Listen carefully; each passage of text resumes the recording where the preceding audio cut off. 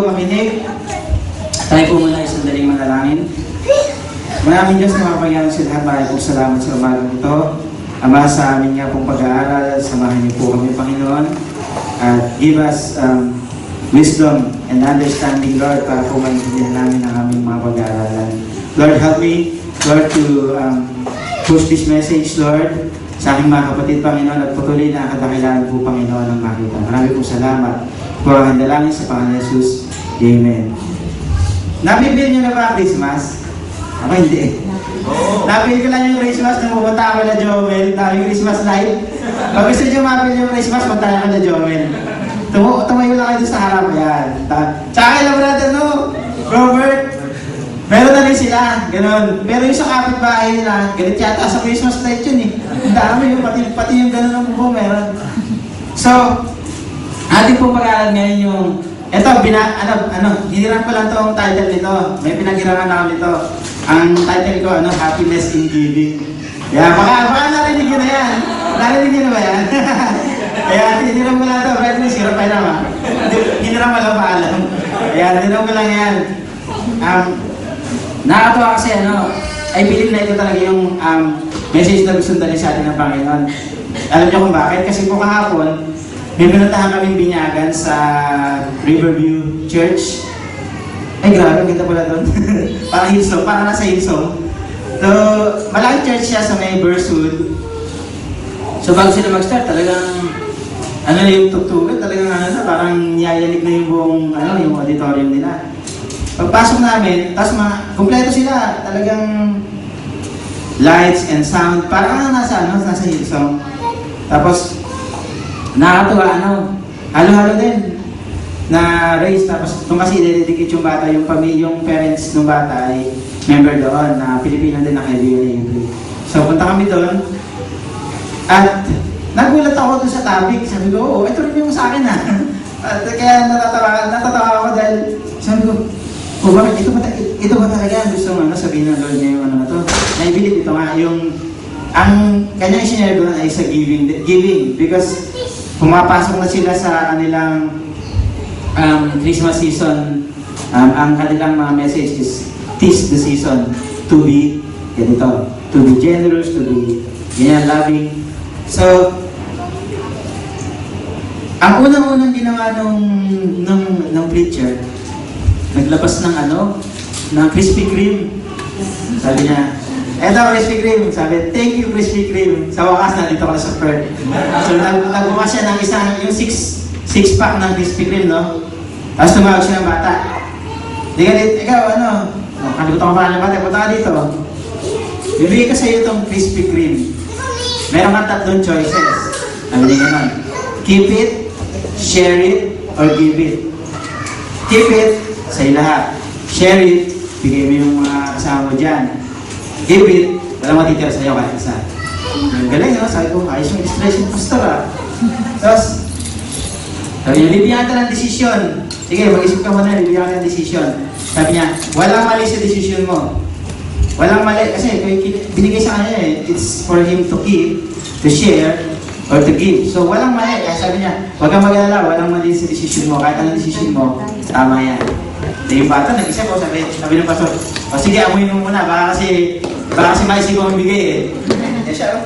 Tapos, sabi niya, keep, give, keep, share, or give. Share, hiyawan ngayon yung mga bata kasi yung kasama siya sa children's choir yung mga bata hiyawan, sabi ng pastor, sige, kumuha ka ng isa. Yung the rest, mamaya ko na bibigay sa inyo. Kasi pag binigay ko sa inyo ngayon dyan yan, hindi ko alam kung makakalabas ka pa dyan ng buhay. Nakakatawa. Doon natin makikita yung difference, nung sharing. Pero nag-focus lang siya sa sharing and giving. Giving is much more painful than sharing. Kasi pag binigay mo nga naman, wala naman matitira sa'yo. Pag nag-share ka lang, may pwedeng 50-50 kayo, gano'n. So, tingnan natin ngayon yung topic ng happiness in giving. Ayan, kung hindi pa kayo nakaboto, kasi hindi ako makapasok doon sa link Ako lang, pero yan.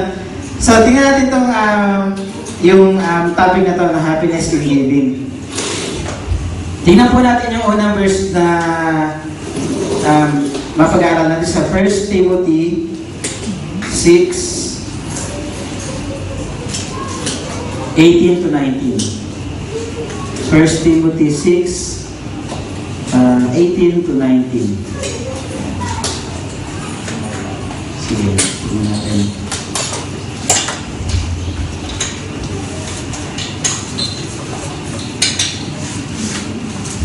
Okay, nabasahin ko sa inyo. Sabi po dito sa 1 Timothy 6, 18 to 19, command them to do good, to be rich in good deeds, and to be generous and willing to share. In this way, they will lay up treasures for themselves as a firm foundation for the coming age, so that they may take hold of the life that is truly life. Di ngayon pong Christmas time, sa ayon sa gusto nyo, magbibigay talaga kayo. Ganun talaga yung spirit ng Christmas natin dito. Actually, last Christmas na experience namin yung nagulat din kami kasi hindi kami prepared. Kasi nung Christmas party natin sa kila Sister Emma yata yun. Sister Emma yun, no? Pumunta kami ng konti lang na namin regalo, pero ganyan, umuwi kami, puno yung boot ng namin, ng sasakyan. Sabi ko ba talaga dito? Sabi ko, kailangan pala, next prepare na tayo. So, nakita natin yung talagang yung season. Itong season po talaga na ito, yung season ng giving. Kaya ginawa ni April, matagal-tagal na, nag-ipon-ipon na yun ng pagbigay. Dahil nga talagang, ang sarap pagbigay, lalo na pag ganitong season. So, makikita ko natin sa verse na ito, command nga sabi sa ibang version, tell people to use their money to do good, they should be rich in good works, and should give happily to those in need. Always being ready to share with others whatever God has given them. And, ayan, diretso pa pala ito. By doing this, they will be storing up real treasure for themselves in heaven. At ito naman po yung safest investment. Amen? So, doon po sa libro ni Rick Warren na Purpose Driven Life, lima yung tinapik doon na purpose ng ating existence, yung worship, fellowship, discipleship, service, and outreach. At matututunan po natin yung pong pagbibigay. Pag sinabi mong pagbibigay, medyo nami-misconceptualize ito ng mga tao eh. Pag sinabi pagbibigay, parang pera lang. Hindi po yun. Ang pagbibigay kahit sa anong paraan. Si Brad Christian, gumising yan ng madaling araw para mag-attend kila Sister Noemi. So, yun. Yun po, never expecting anything in return. Walang in-expect ng gas money o kahit nga yung ticket na babayaran mo sa park. Walang in-expect na kahit ano. Yan po is a form of giving. So, giving is the fundamental issue of life. Pag daw po tayo hindi marunong magbigay, ikaw pinakakawawa tao sa buong mundo. Kasi po, let us bear in mind that everything is God's and we are simply stewards. So wala ka talagang pag-aari. Promise mo wala. So everything is God's and we are simply stewards. So, meron pong 5 purpose ang ating buhay nito. Aking nga doon sa libro ni Rick Warren: worship, fellowship, discipleship, service, and outreach.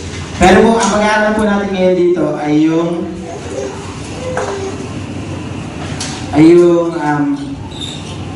mga investment po, God's 5 investment funds for giving.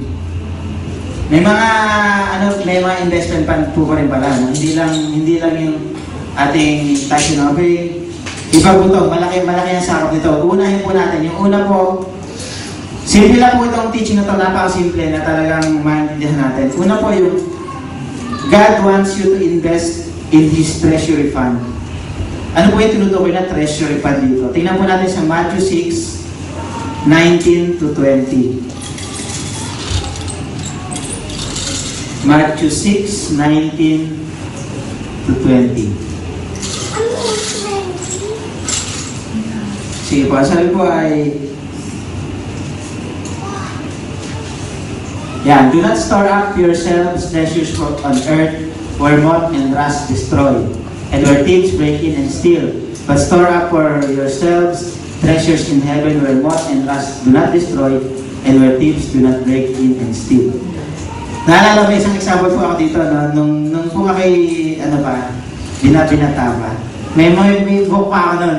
Tanda ako. Ano po ako, naging president ako ng Bulacan, ng Emily Youth ng Bulacan. So, dala ko yung motor ko, namimigay ako ng sulat sa mga leaders, mga churches. Iikot-ikot ako dyan sa buong Bulacan. May isang gabi na maulan, na aksidente ako sa motor. As in, itong mga braso ko, para pong binalatan yan. Tapos itong hita ko, yung sapatos ko parang inatgat ng aso yung sintas. Pero complete naman ako ng gear, hindi naman yung ito nga lang, talagang yung likod ko, yung ulo ko hindi mo na-apektuhan. Tapos umuwi ako, hindi ako nagpapakita kay nanay, si nanay, ayun sa labas. Hindi ako nagpapakita. Dahil dugon ako sneak lang ako ganyan. Nakita rin ako. Napagalitan ako. Di, siyempre, alam naman niya na talagang ginagawa ko yun. Pero siyempre, as a mother, talaga, nagalit talaga sa akin kasi parang sinabi niya na ano bang wala namang parang, dahil siguro sa galit niya, ano bang mapapalaman dyan, mga ganyan-ganyan. Pero nag-cool down naman siya after that. Tapos sabi niya, wala ka namang sabi ko, I'm storing treasure in heaven. Ganoon lang sinabi ko, parang nag-iimpok na lang ako doon. Tapos ayun, medyo cool na siya. Yun, isang example yun. Sabi nga po, yung in-store natin sa heaven ay hindi nabubulok. Where thieves break in and steal, where moth and rust destroy on earth. But store up in yourself treasure in heaven where moth and rust do not destroy and where thieves do not break in and steal. Kaya po ngayon, parang ako naisip ko na medyo nag-harvest na ako ngayon. Medyo harvest time na to. Kaya nagpapasalamat ako sa Panginoon. Nakalimutan ko nga pala na bago po ito din, magpapasalamat din ako sa Panginoon dahil yung bahay namin ay yari na. Purihin ang Lord.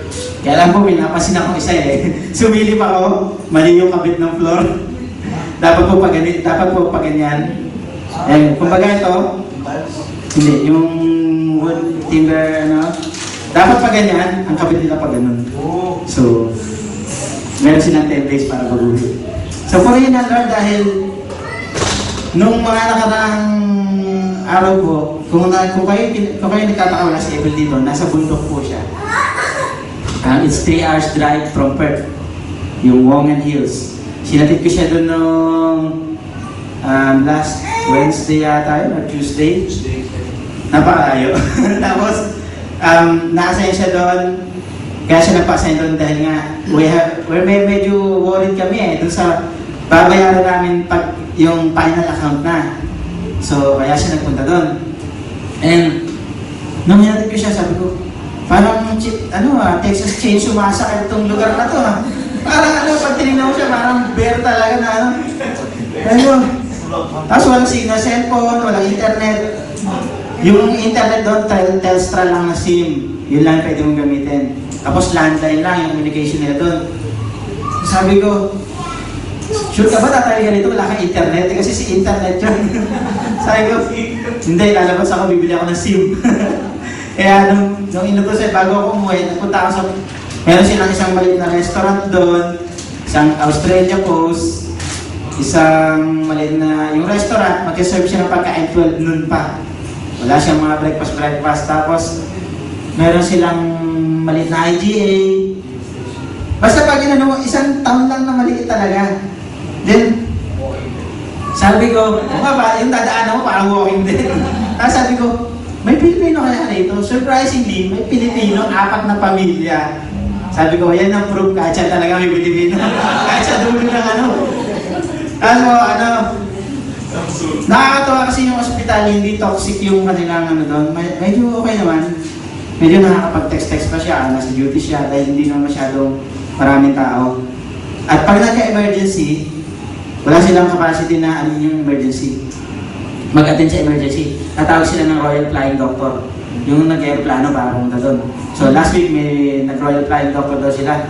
Tapos medyo kinabahan daw siya kasi first time niya ma-experience na walang facility para sa emergency. Ganun hindi naman mahirap pero ganun kalit yung lugar.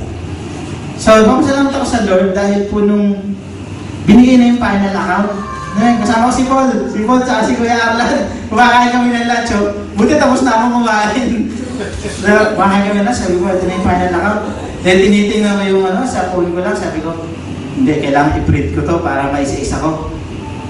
Medyo hindi pa tapos, medyo si Paul nga yata, di ba medyo tapos kumain. Sabi ko, tara na, mali ka tayo sa office. Ano, i-print ko to. Tapos pinrint ko. At tinawagan ko yung financing ko, sabi, magkano bang ano, cover ba yung buong loan mo, covered yun. Yung lahat ng variation mo hindi covered. So meron pa akong babayaran ng 3,200. Ang ina-expect namin kaya si April nagpa-distill ron, mga 7,000 yung babayaran namin. So yung the rest naman pala ng ano, kinover ng loan. Tapos yung mga hindi nagamit ng builder, ibinalik sa amin. So sabi ko, nakahinga na ako na, 3,000, kaya na yan, kaya na. Tapos sabi, pero bago ko tingnan yung documents, nag-pray ako, sabi ko, Lord, give me wisdom to examine this document. Eh nung nakita ko na 3,000, parang okay na ako, masaya na ako na 3,000. Biglang may nagpap sa isip ko. Sabi ko, teka lang, meron ako nilagay ng 5,000 na pre-start allowance dito sa loan ko, pero ang nagamit ko lang 2,500. Tapos tinignan, kinalkalaki yung mga dokumento. Hindi pa pala 2,500 nagamit ko, parang mga 2,300 lang. So tinignan ko, may 2,700 pa ako na credit. Tinanong ko ngayon yung builder, nasaan yung 2,700 ko? Ganoon. Tinumpil namin, ang babayaran ko na lang 500. Thank you, Lord. Kaya sabi ko, yes, napapaganyan ako sa office. So yes, may pambili ng furniture. Ayun, kaya nakakatawa talaga. Talagang sabi ko, ano to? Harvest time na to para sa akin. At tinignan namin yung bahay, tuwa kami. Lipat na kami actually. And isa pang blessing, talagang pag ikaw nagbigay at nagbibigay sa Panginoon, talagang pagkapalain ka ng Lord. Kanina, nabanggit ko kay Brad Chris kasi si Brad Chris, pag may lipatan, tawagin niya yan. Magaling sa lipatan yan. Magaling sa kahit gano'ng kakalaking furniture, kaya niya itali para hindi mahulog. Sabi ko, hanggang kailan ka dito? Sabi niya, hanggang 22 pa ako dito. Uy, tama, 20 kami nilipat. Sabi ko, kailangan ko yung tali skills mo, tsaka yung lipat skills mo. Tapos sabi niya sa akin, may ano ka na, paano ako lilipat, may kailangan gusto kaya, no? O, mag-ahead na lang ako sa bannings ng youth. Yung pala may youth na siya, bumili siya. Sabi ko, uy, nakalibre ako $65. Pagkakasalina na lang yung $65.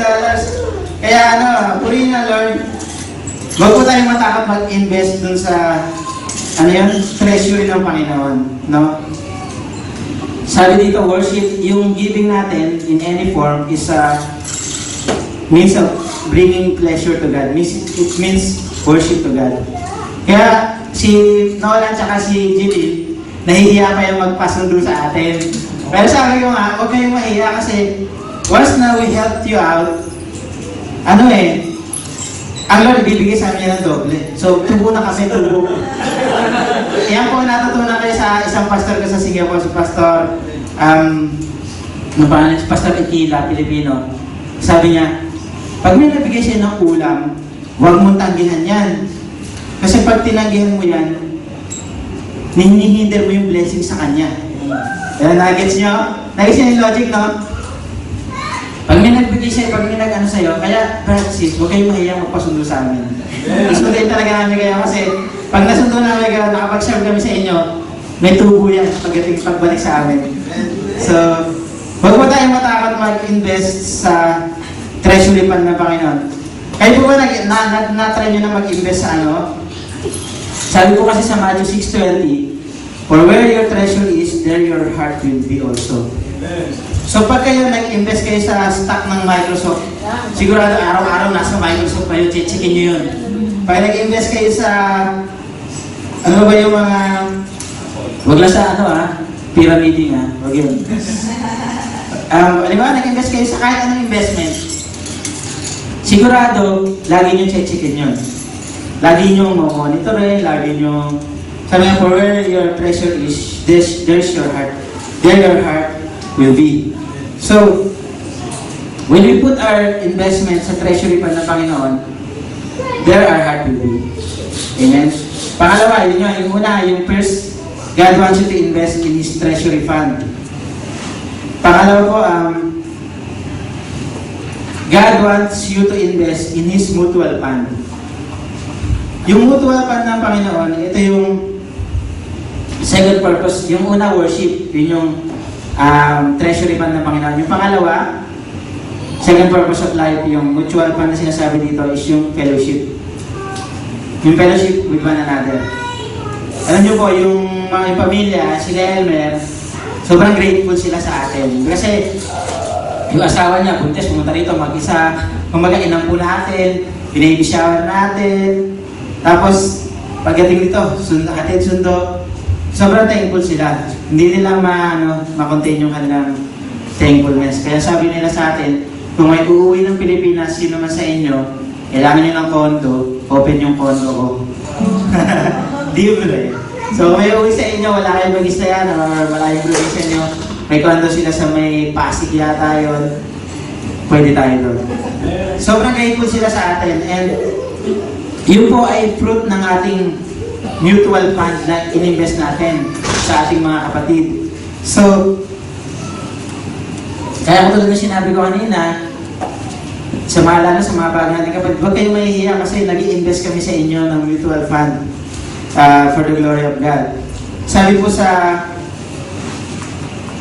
Romans 12:10, love one another with brotherly affection and take delight in honoring each other. Isa pa po, okay lang yan, okay lang naman. Kaya ito, isa, basahin nyo na lang yung Hebrews 10:24, isa pa po ay, think of ways to encourage one another to outbursts of love and good deeds. You can think to yourself, how can I encourage the people in my life? So, if we want to get closer sa ating pong kapatid, we have to give something. Na-testing nyo na ba ito? Bagong neighbor, no? Ano sa Pilipinas, pag may bagong neighbor, bigyan ng ulam. Mas magiging close na yung mag-neighbor. Ganun din sa Panginoon. If you want to be close to God, you have to give something to the Lord. No, ito yung for ng ating mga tayo. Pero hindi lang yon, yung talents natin, yun yung, pero yung pangalawang tinuturo sa atin ay yung sa pagkipagkapwa-tao natin. So, giving to fellow believers produces the same result as giving to God. It draws you closer to them. Kahit nga yung mga, halimbawa sa mission field, kahit gaano karaming beses sabihin, mahal ka ng Panginoon, mahal ka ng Panginoon. If you are not giving something to them, hindi nila magigets yun. Pero, kahit hindi ka masyadaan, sabihin mo na mahal mo ang Panginoon, bigyan mo silang isang latang sardinas. Mapipil na yung love ng Panginoon. Nag-guess nyo? Kaya po, mag-invest po tayo doon sa ating mutual fund, yung ating relationship to one another. Isa pa pong example ng ating investment na nagbunga na. Yung ating investment kay Brother Ami and Sister Tay. Nalaman niyo po sila? So, nahirapan talaga sila, si Sister Tay at si Brother Ani, nawalan trabaho si Sister Tay.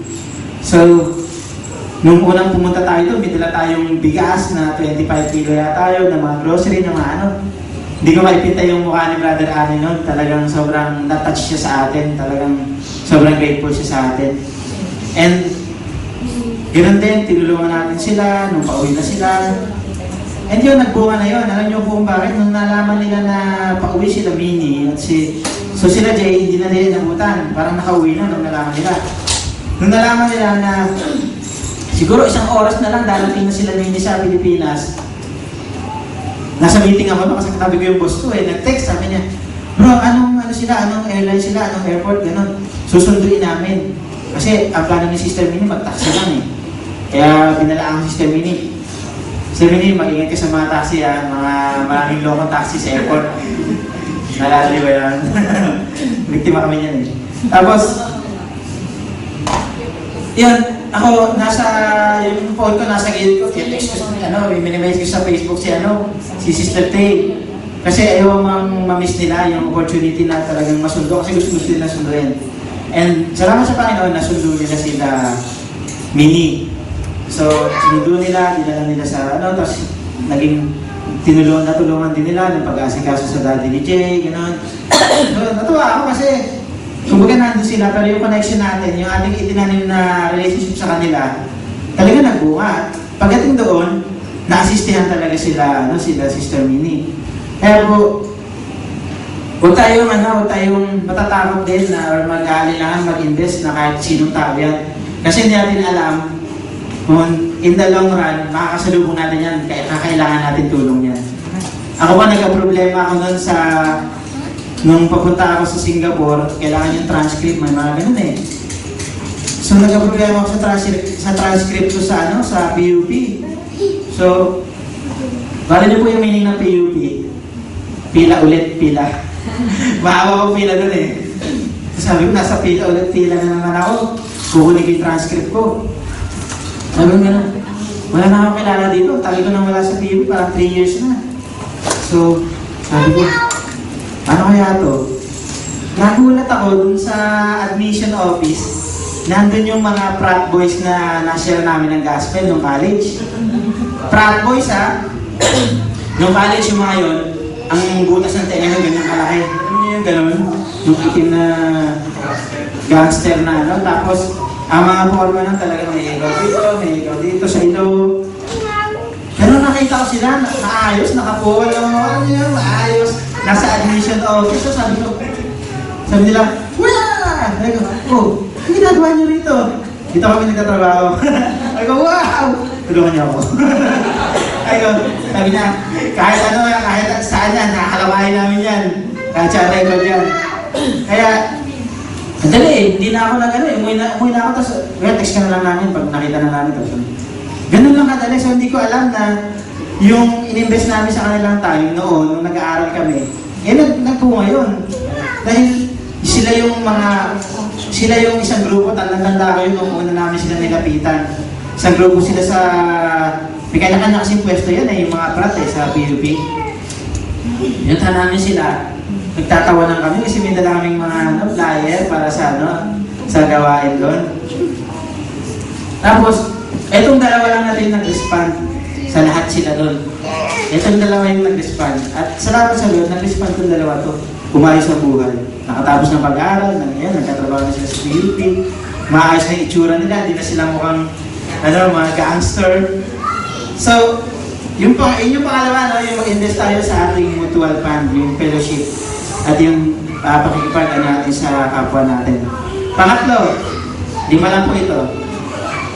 God wants you to invest in His growth fund. Ano po yung tinutukoy na growth fund dito? Di ba sabi ko nga po naman, pag sino walang Bible dito? Tapos sino may kotse? O sige, benta nyo yung kotse nyo, bili kayo Bible. Kasi po kailangan natin mag-invest sa ating growth, sa ating Christian growth. Hindi po tayo po pwedeng nakakabili nga tayo ng mga libro na mamahalin na mga uso. Tapos pero hindi tayo makabili ng Bible. Ang Bible po napakamura, standard na presyo sa buong mundo. Yung presyo po sa Pilipinas, pag kinonvert nyo dito, ganun pa rin yung presyo niya. Kaya nagulat ako noon. Sabi ko, sa Pilipinas ako bibili ng study Bible ko kasi 3,000 pesos eh. Sabi ko, sa Pilipinas ako bibili ng parang mura. Chinig ko dito, pareho lang. Pareho lang.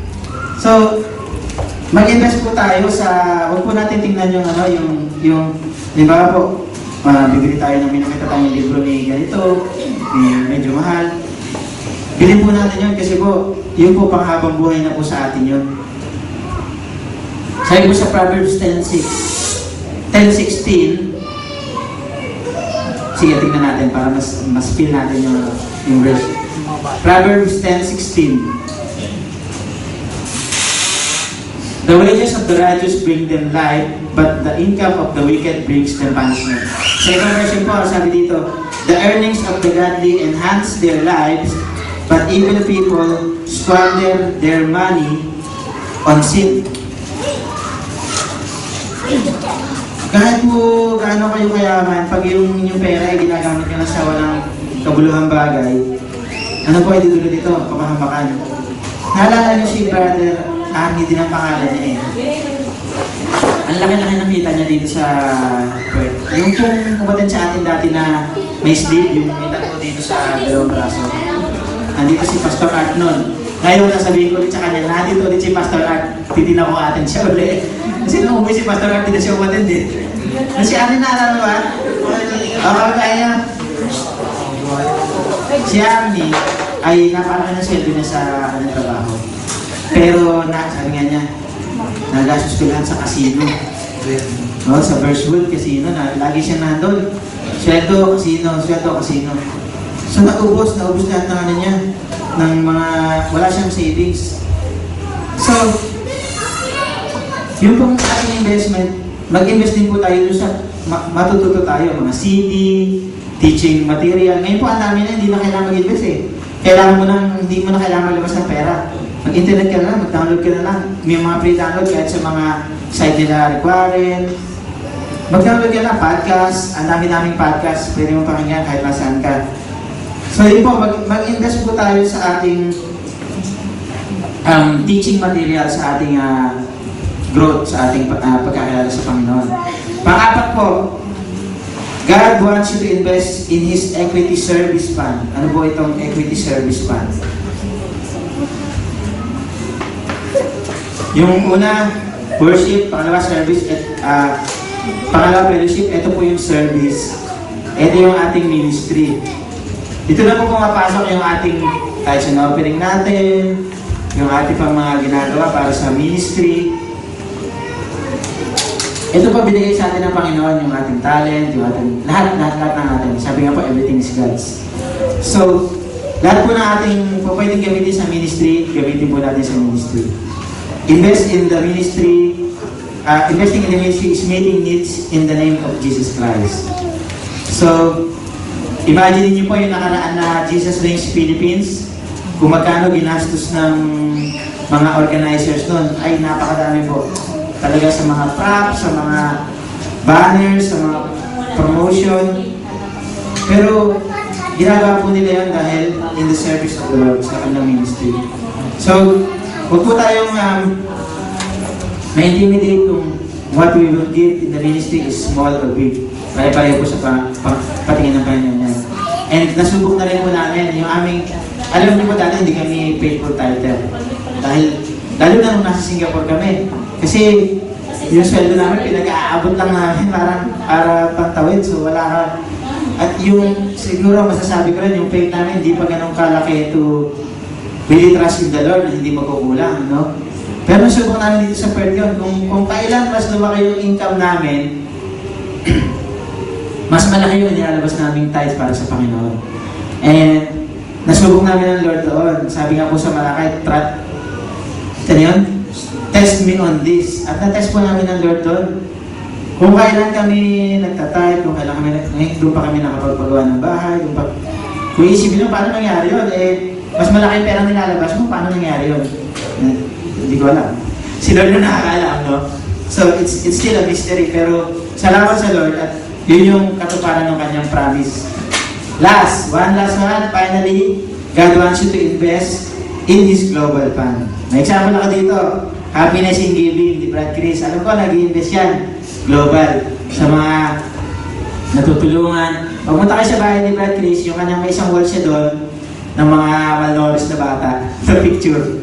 Ayan, din siguro niya kinukuha yung kanyang inspiration, yung hugot ba ng desire to give. No? Nung nakita ko rin yun, maano ko talaga ma-risk ka talaga magbigay, di ba? So, investing in sa global fund po, hindi naman kailangan na sa simple ways lang natin, di ba? May mission trip kayo na alam na kahit konti lang, yung konti na yun, malayo mararating doon sa pupuntahan ng mission trip. Kasi katulad nung meron kaming namit dito na karamihan ng gamit namin sa bahay ngayon galing doon sa Singaporean na yun. Yung anak niya nag-aral dito, 2 years, after 2 years, pero doon sa 2 years na yun, kinumpleto niya yung bahay, lahat ng bedroom, may bed, may rep, may TV, lahat ng gamit, kompleto. Nung alis na siya, ka-church siya namin sa pre-community dati.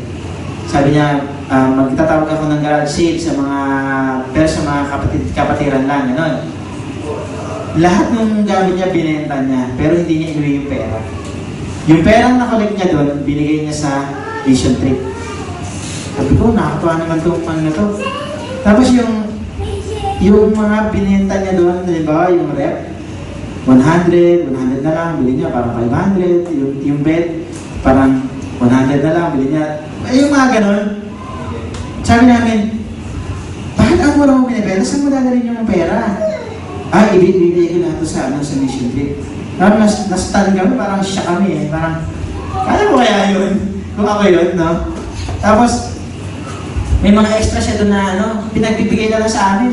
Kaya kami ni Perdi, yung taga nito rin, tuwa kami ni Perdi, ang daming computer chair, computer table, 3 yung binigay sa amin, computer chair, mga lounge chair, pinagkukuha namin lahat ni Perdi, sinaksak namin doon sa van. Kaya, yun yung ganyang way of investing sa Global Fund. Tayo po, kung tayo ay merong alam na kahit anong mission trip, kahit maliit yan o malaki, kahit foundation, pwede tayo in our little way, pwede po tayo mag-invest in God's Global Fund. Sabi po, dito po ako magtatapos mga kapatid, sa Luke 16:9, ito lang po yung pinaka misunderstood verse in the Bible. Tingnan po natin bakit kaya, no? Sa Luke 16:9.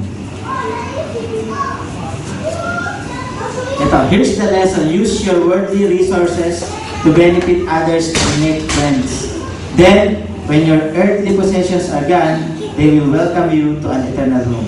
Ano ba yung sabihin? Ito parang yung iba, pag binasa mo lang yan, parang, yung worldly mga, para lang makakuha ng friends, parang siguro, para ma-open pa yung iba, pero hindi po yung ganyan. Ibig sabihin po talaga niyan, dahil po ang nature talaga ng pera ay world po talaga yan. But it only becomes unworldly pag po ito ginagamit natin ng maayos. Kung ito gagamitin natin sa pag-usugal, then, yun po, hindi po investment yun. Patapon po yun. So sabi dito, this means that God wants you to invest your money in bringing good news to bringing Jesus to people. Dahil talaga po na mas maganda kung pag tayo nag-share, meron tayong something na ibibigay or na mag-i-invest talaga tayo, mas effective po yun. Then, you will have friends that will last a lifetime. Alam niyo po yun kung bakit yung eternal home na yan that will welcome you to an eternal home. Ang sabi ko, once na tayo ay nasa langit, yung tao na nasyaran mo, i-greet ka niyan. Hindi dahil sa'yo, wala ako dito ngayon. Yan po yung ating investment sa Global Fund ng Panginoon. And to conclude po itong ating pinag-aralan, giving generously po, ito yung gusto ko talagang ma-pick up natin this morning. Manginig po. Ito po yung gusto kong, sa lahat po na yan, ito po yung gusto kong ma-pick up natin this morning, no? Na giving generously is easier. Madali po. If we acknowledge that all we have, lahat po nang nasa atin, is received, not achieved. Nag-gets po natin? Lahat po ng ating tinatangkilik is received, not achieved. Kasi po, pag isipin natin yan, akin yan, achievement ko yan, mahirap ibigay yan. Pag po inisip natin yung pera natin, hindi lang natin natanggap, pinaghirapan mo yan, dugot paawit mo yan, mahirap mong ibigay yan. No? Alam ko, dito sa atin, may nag-regift na dito. Alam niyo yung regifting? Yung binigay sa inyo, ginawa niyo regalo. Promise, umamin. Alam niyo kung bakit? Kasi, mas madaling irigalo yung binigay lang sa iyo. Isa dun sa pinagpaguran mo, yung talagang pinaghirapan mo. Isipin po natin to na let us acknowledge that all we have is received, not achieved. So we can give it freely sa ating Panginoon. Purihan po ang Panginoon. Tayo po yung manalangin. Lord, we thank you. Maraming po salamat, Lord, sa umagang ito. Sa paglapit po namin, Lord, sa Christmas time, Lord, this is the season for giving because you started it, Lord God. You gave your only begotten Son to die for us, Panginoon, at nang panganak siya, Panginoon, sa saban, and we have the courage, Lord, to come to you boldly, Panginoon, and to experience salvation, Lord. Ama, ang namin po dalangin, Panginoon, that as we give this coming season, na lagi po namin isa-isip that you give your Son first to us. And Lord, that everything that is with us now ay amin pong natanggap lamang sa inyo. Ito po ay hindi dahil bunga ng aming sariling kakayanan, Panginoon. And Lord, I'm thinking of this ay maaalala po namin na patuloy na mas magiging bukas yung aming mga puso. Salamat, Lord, for making this church, making our brothers and sisters, making our character here open to giving, Lord God. And nakikita po namin ang aming fruits ng aming labor sa aming mga kapatid na aming tutulungan. Maraming po salamat, Panginoon. Ikaw po ang aming sinasama, pinupuri sa mga ito, sa pangalan ni Jesus. Amen. Sige mga kapatid, tayo po tayo. Let's sing to Him bago tayo pumanyan.